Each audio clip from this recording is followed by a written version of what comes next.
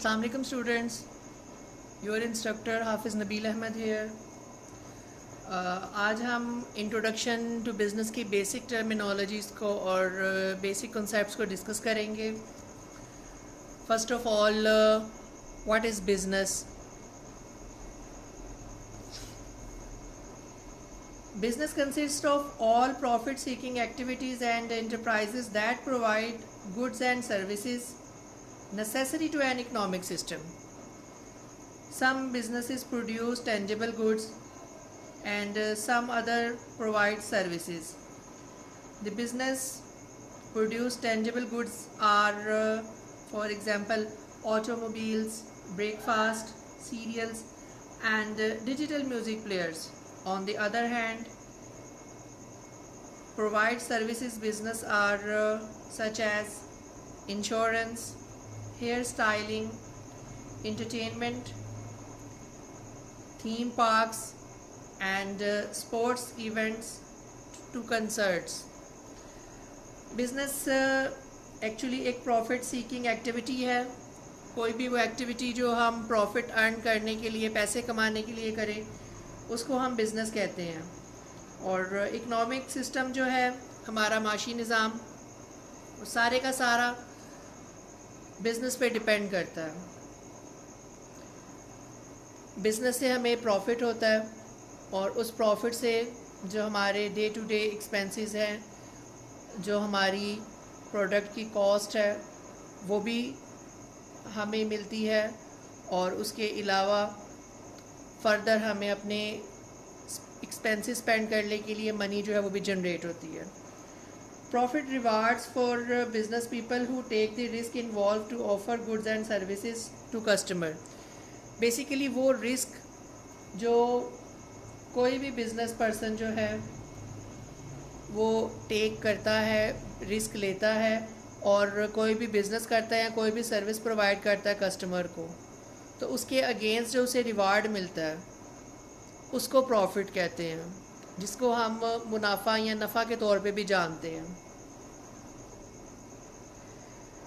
Business की बहुत सी types हैं.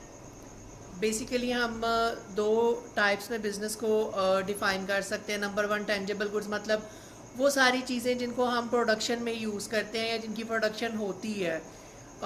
जस्ट लाइक प्रोडक्शन प्रोसेस में रॉ मटेरियल से लेके फिनिश गुड्स तक के डिफरेंट प्रोसेसेस होते हैं, डिफरेंट डिपार्टमेंट्स इन्वॉल्व होते हैं, और एट द एंड हमें एक फ़िनिश गुड्स जो है वो मिलती है.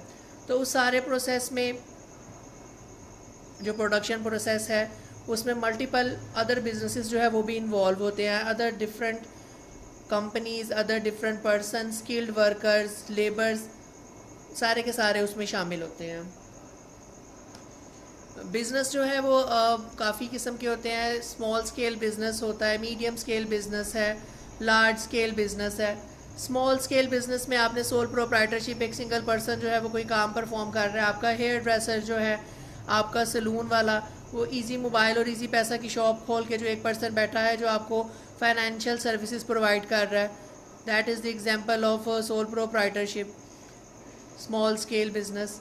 मीडियम स्केल में थोड़ा सा बड़ा लेवल का बिज़नेस जिसमें पार्टनरशिप और पार्टनरशिप वेंचर्स वगैरह जो है वो इसमें शामिल हो जाते हैं, जिसमें एक से ज़्यादा शॉप्स, एक से ज़्यादा फ्रेंचाइजेस, एक से ज़्यादा दुकानें हो सकती हैं, इवन कि एक से ज़्यादा बिजनेसेस भी हो सकते हैं पार्टनरशिप में. और लार्ज स्केल पे स्मॉल, मीडियम और public limited companies, private limited companies, वो इसकी बेस्ट एग्जांपल्स हैं. डे टू डे रूटीन में हम बहुत सी चीज़ें जो हैं वो यूज़ करते हैं, फास्ट फूड से लेके हमारी क्लॉथिंग वगैरह, इवन हमारी बुक्स, हमारे कोर्स पैक्स, हमारे सेल फोन्स, ये सारी की सारी जो है ये उसी बिज़नेस प्रोसेस का एक हिस्सा है जिसको हम आज डिस्कस कर रहे हैं. कुछ ऑर्गेनाइजेशंस जो हैं उनको हम नॉट प्रॉफिट ऑर्गेनाइजेशन भी कहते हैं. वो basically not for profit organisation का मतलब ये होता है कि वो प्रॉफिट के लिए काम नहीं करती. बिज़नेस का प्राइमरी पर्पस जो है वो अर्निंग प्रॉफिट है, सेकेंडरी वेलफेयर ऑफ सोसाइटी है. लेकिन नॉट फॉर प्रॉफिट ऑर्गेनाइजेशंस जो हैं ये ऐसी ऑर्गेनाइजेशन होती हैं that has primary objectives such as public service rather than returning a profit to its owner, जिसका प्राइमरी पर्पस जो है वो पब्लिक की वेलफेयर होता है, सोसाइटी वेलफेयर होता है। अर्निंग प्रॉफिट जो है वो उसका प्राइमरी पर्पस या मोटिव नहीं होता। बहुत सी एनजीओज़ वगैरह के आपने नाम सुने होंगे जो सर्विसेज प्रोवाइड कर रही होती हैं। NGO means non government organisation. उन नॉन प्रॉफिट ऑर्गेनाइजेशन में मल्टीपल ऑर्गेनाइजेशंस जो होती हैं वो नॉन प्रॉफिट ऑर्गेनाइजेशन होती हैं, जो सिर्फ सोसाइटी के वेलफेयर के लिए काम करती हैं, लोगों की फलाह व बहबूद के लिए काम करती हैं। लोगों की फलाह व बहबूद के लिए वो अपनी सर्विसेज प्रोवाइड करती हैं। मल्टीपल एनजीओज़ जो ऑर्फनेज भी चला रही हैं, फिर ओल्ड एज होम्स भी चला रही हैं, उसके अलावा एम्प्लॉयमेंट वगैरह भी प्रोवाइड कर रही हैं। मल्टीटास्किंग जो है वो ऑल ओवर द कंट्री वो प्रोवाइड कर रही हैं। जी our next topic is factor of productions. Definitely जब हम कोई बिज़नेस करते हैं टेंजेबल गुड्स का, तो टेंजेबल गुड्स मीन के हमें कोई भी चीज़ें जो हैं, अपनी कोई भी प्रोडक्ट जो है उसको तैयार करना है, उसके लिए हमें मल्टीपल आइटम्स, मल्टीपल थिंग्स के साथ मल्टीपल रिक्वायरमेंट्स होती हैं। After passing through the multiple processes तब कोई भी फिनिश आइटम्स जो है वो रॉ मटेरियल से फिनिश आइटम में कन्वर्ट होती है। तो factor of production means 4 basic inputs for effective operation that are called factor of production. वो 4 बेसिक फैक्टर्स जिनकी वजह से प्रोडक्शन जो है वो पॉसिबल होती है, उसको हम फैक्टर ऑफ प्रोडक्शन कहते हैं, जिसमें नंबर 1 नेचुरल रिसोर्सेज है, then capital, then human resources and at the end entrepreneurship. One by one इनको डिस्कस करते हैं कि what are the natural resources and what are the rest of others. So natural resources include all production inputs that are useful in their natural states, including agricultural land, building sites, forest and mineral deposits. The largest wine farm in the world is also the best example of natural resources. Natural resources वो सारे resources उसमें include होते रहते हैं जो हमें God gifted हैं। For example agricultural land, वो ज़मीन जिसके ऊपर हम क्रॉप फार्मिंग करते हैं, जो हमारे खेत खलियान वगैरह है, वो सारी की सारी ज़मीन जो है वो गॉड गिफ्टेड है, वो हम खुद से ज़मीन को पैदा नहीं कर सकते। On the other hand building sites, जो कमर्शियल लैंड है जिसके ऊपर हम बाद में मल्टी स्टोरी स्काई स्क्रैपर्स बनाते हैं और मल्टी स्टोरी बिल्डिंग्स बनाते हैं। फॉरेस्ट्स, जो जंगलात अल्लाह ताला ने हमें दिए हैं, हम खुद से कोई दरख्त नहीं बना सकते। मिनरल डिपॉजिट्स, जो अल्लाह ताला ने हमें, इंसान को, पूरी दुनिया को globally world wide deposit of mineral जो है वो हमारे पास अवेलेबल है। ज़मीन में से, पहाड़ों में से ही अल्लाह ताला ने हमें सोना भी दिया है, चांदी भी दी है, हीरे जवाहरात, uranium, multiple metals, non metal, जितने भी एलिमेंट्स हैं ऑलमोस्ट अब तक जितने भी डिस्कवर एलिमेंट्स हैं वो सारे के सारे जो हैं वो अल्लाह ताला ने पूरी ज़मीन पे फैलाए हुए हैं। तो जितने भी यूनिक मेटल्स हैं just like gold, diamond, uranium, platinum, ये सारे के सारे जो हैं ये माइनिंग के थ्रू ही हमें मिलते हैं। डे टू डे लाइफ में हम मिनरल्स का बहुत ज़्यादा पोर्शन जो है वो यूज़ करते हैं। फॉर एग्ज़ाम्पल गोल्ड और सिल्वर जो है वो मैन और वुमेन जो हैं वो वेयरिंग के लिए यूज़ करते हैं, उनको पहनते हैं। और पिंक सॉल्ट और कॉमन सॉल्ट जिसको हम नमक कहते हैं, उसके बगैर हमारा कोई भी खाना नहीं बन सकता। तो डेली हमारी लाइफ का, हमारी रूटीन का, हमारी फूड का पार्ट है मिनरल्स। और मिनरल्स के बगैर जो ह्यूमन बॉडी है वो भी सर्वाइव नहीं कर सकती। मिनरल की डेफिशिएंसी की वजह से, कमी की वजह से बहुत सी जो बीमारियां, डिजीज़ हैं, हमें उनको जो है वो बर्दाश्त करना पड़ता है, झेलना पड़ता है। नेचुरल रिसोर्सेज जो है उनकी कॉरेस्पॉन्डिंग फैक्टर पेमेंट जो है, नेचुरल रिसोर्सेज की जो पेमेंट है वो हम किस तरह करते हैं, वो हम इन ए शेप ऑफ रेंट करते हैं। जस्ट लाइक जब हम कोई भी एग्रीकल्चरल लैंड जो है वो हम यूज़ करते हैं एग्रीकल्चरल के लिए, तो उसके अगेंस्ट उस लैंड को यूज़ करने के अगेंस्ट हमें कोई रेंट पे करना पड़ता है, कोई वेजेस पे करने पड़ते हैं, या कोई ठेका जो है नॉर्मली जो पाकिस्तान में हमारी कंट्री में बटा जिसको हम कहते हैं बटे पे ज़मीन ले ली, लीज़ पे ज़मीन ले ली, ठेके पे ज़मीन ले ली, तो ये सारे के सारी टर्मिनोलॉजीज़ जो है इनको हम एज अ रेंट जो है वो कंसीडर करते हैं, एज अ रेंट हम इनको यूज़ करते हैं। नेचुरल रिसोर्सेज यूज़ करेंगे किसके अगेंस्ट? रेंट के अगेंस्ट। नेचुरल रिसोर्सेज यूज़ करेंगे तो रेंट पे करना पड़ेगा। Capital production inputs consisting of technology, tools, information and physical facilities. Capital is actually की रिसोर्स। कैपिटल बहुत ज़रूरी है। अगर कैपिटल नहीं होगा तो हमारे जो नेचुरल रिसोर्सेज हैं उनकी अवेलेबिलिटी जो है वो बेकार है, क्योंकि अगर हमारे पास टेक्नोलॉजी नहीं है, टूल नहीं है, इंफॉर्मेशन नहीं है, फिज़िकल फैसिलिटीज़ नहीं है, इन्वेस्टमेंट के लिए अमाउंट नहीं है, then we are unable to use that natural resources. तो कैपिटल का जो कॉरेस्पॉन्डिंग फैक्टर पेमेंट है दैट इज़ इंटरेस्ट, उसको हम इंटरेस्ट कहते हैं। Human resources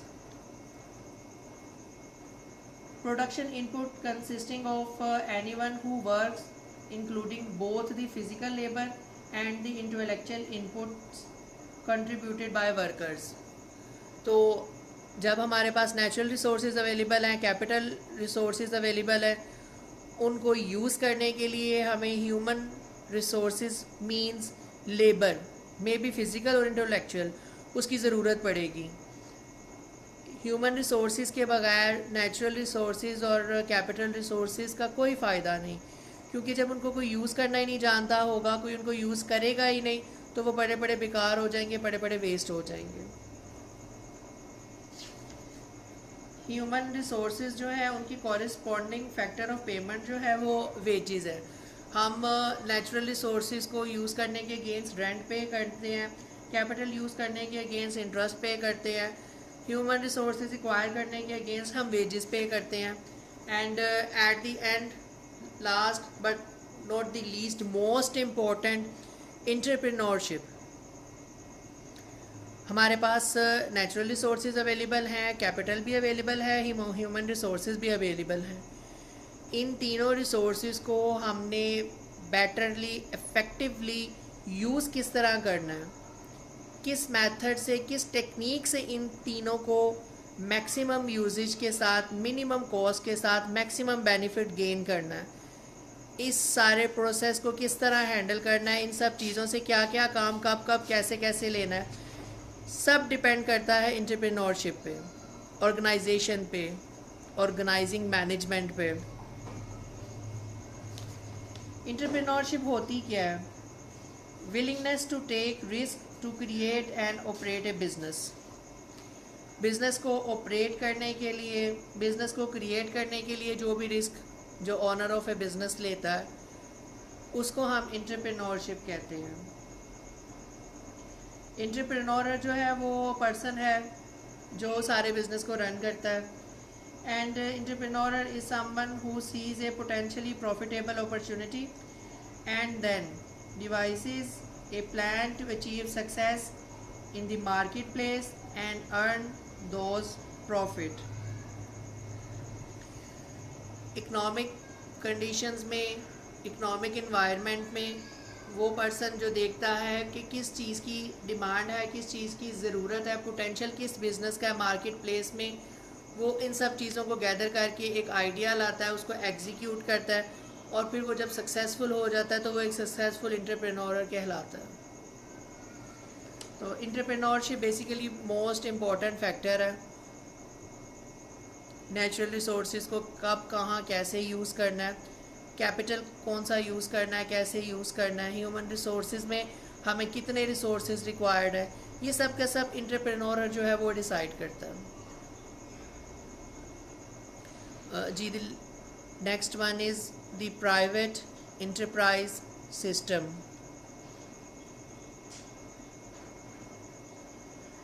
Private enterprise system is actually a economic system that rewards firm for their ability to identify, and serve the needs and demands of customer.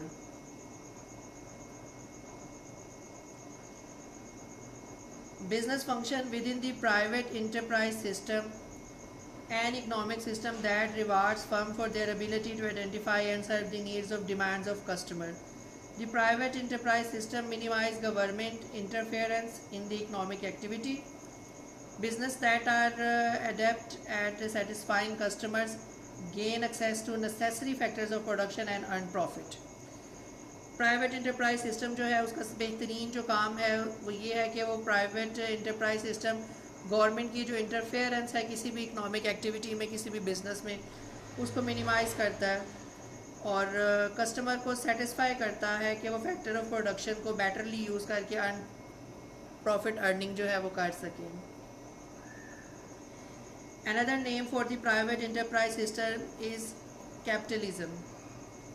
Adam Smith जो कि बहुत बड़ा economist था और उसको फादर ऑफ इकोनॉमिक्स भी कहा जाता है, first describe the concept in his book the wealth of Nations published in 1776. 1776 में जो एडम स्मिथ की बुक पब्लिश हुई थी द वेल्थ ऑफ नेशंस, उसमें उसने इसके ऊपर जो है इस कॉन्सेप्ट को डिस्क्राइब किया था और कंप्लीटली जो है वो इसको एलेबोरेट किया था. स्मिथ जो था वो इस चीज़ पे भी बिलीव करता था कि economy is best regulated by the invisible hand of competition, the battle among businesses for customer acceptance. वो कहता था कि जो इकोनॉमी है उसको बेटरली रेगुलेट कर सकते हैं invisible hand. Invisible hand means कि जो कंपटीशन है, कंपटीशन से बिजनेस ऑटोमेटिकली बेटरली ऑपरेट होते हैं और कस्टमर को अल्टीमेटली उसका बेनिफिट मिलता है. कैपिटलिज्म क्या है, कंपटीशन क्या है? कैपिटलिज्म को हमने डिस्कस किया. Economic system that rewards firm for their ability to perceive and serve the needs and demands of customer, also called the private enterprise system. On the other hand, competition, battle among businesses for consumer acceptance. कौन business कितना ज़्यादा customers को attract करता है, that is called competition. KFC, Subway, McDonald's are the best example of competition.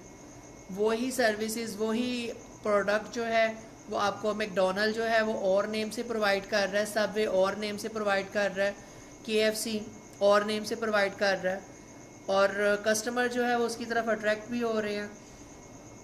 जो KFC के regular customers हैं वो केएफसी ही विज़िट करते हैं, वो मैकडोनल्ड को प्रेफर नहीं करते.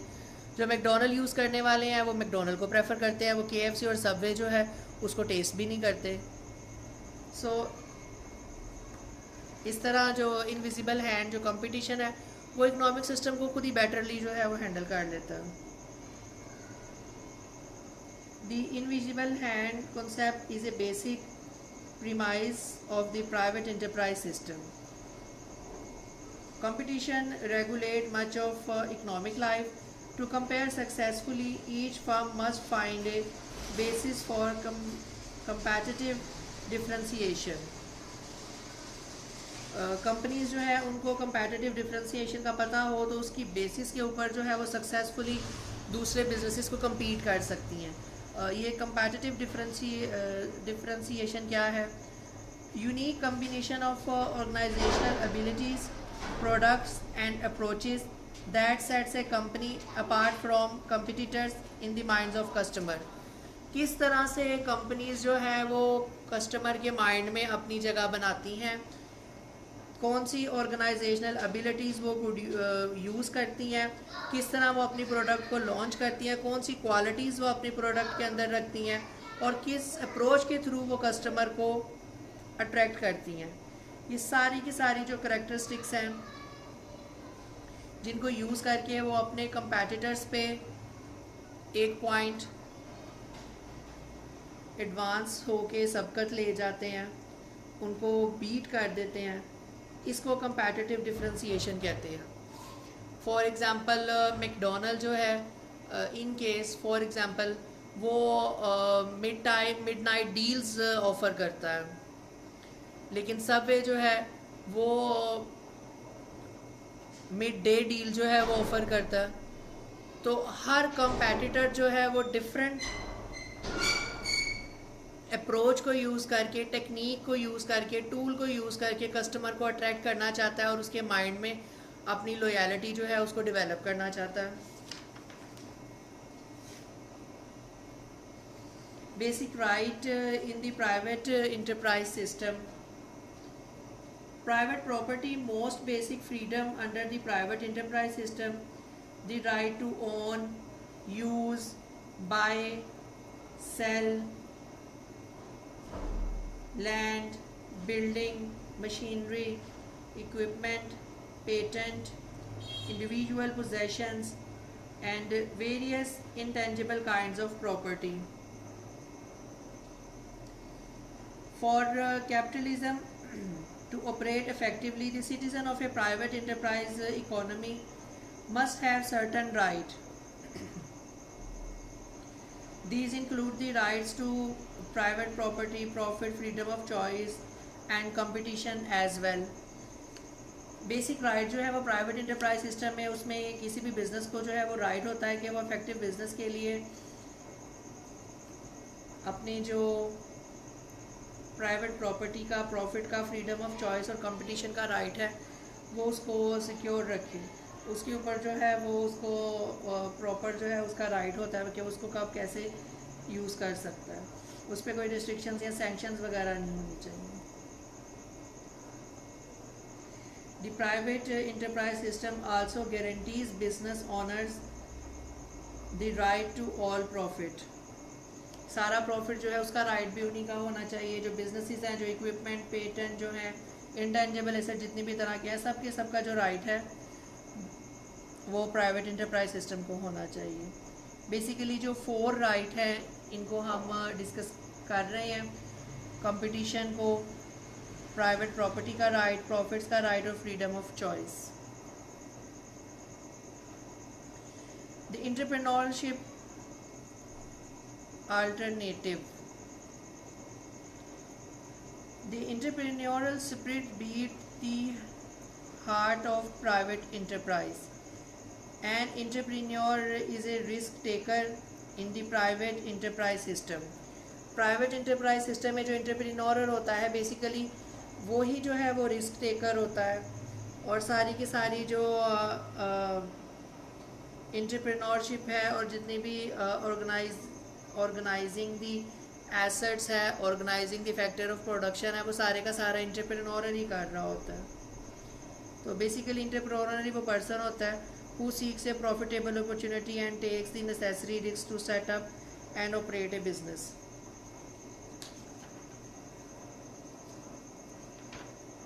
Some example of education levels of small business owners and other car manufacturers and multi-industry examples are there for entrepreneurship alternative. Thank you very much. End of today's lecture.